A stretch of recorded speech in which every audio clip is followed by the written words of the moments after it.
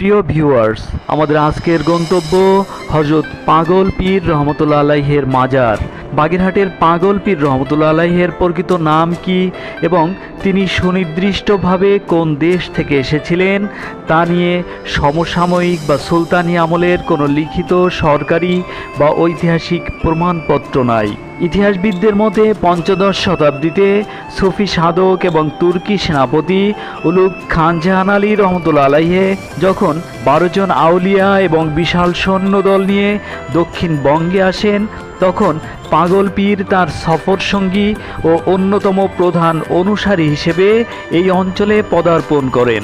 খান জাহান আলী রহমতুল্লাহ আলাইহের আদি নিবাস বা উৎস মূলত তুরস্ক কিংবা মধ্য এশিয়ার পারস্য অঞ্চল ছিল বলে ধারণা করা হয়।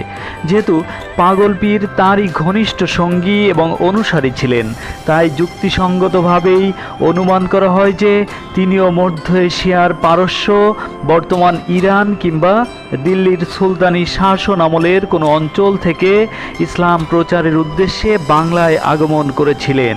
পাগল পীরের মূল মাজার বা সমাধিটির চারপাশ জুড়ে আরও বেশ কয়েকটি প্রাচীন পাকা কবরের অবকাঠামো বা ধ্বংসাবশেষ দেখতে পাওয়া যায়। ঐতিহাসিকদের দীর্ঘ অনুসন্ধানের পরও এই চারপাশের সমাধিগুলো ঠিক কাদের সে সম্পর্কে কোনো নাম ফলক বা সুনির্দিষ্ট ঐতিহাসিক তথ্য উদ্ঘাটন করা সম্ভব হয়নি।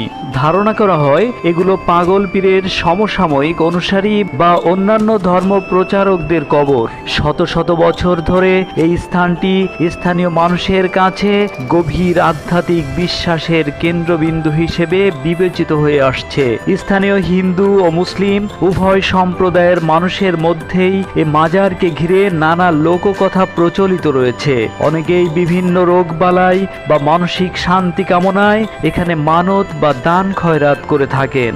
হাজার হাজার মাইল দূর থেকে শুধুমাত্র ধর্ম প্রচার এবং জনসেবার জন্য তারা মাতৃভূমি ছেড়ে আমাদের এই অঞ্চলে এসে বসতি স্থাপন করে এই অঞ্চলের মানুষকে আলোর পথে পরিচালিত করেছিলেন।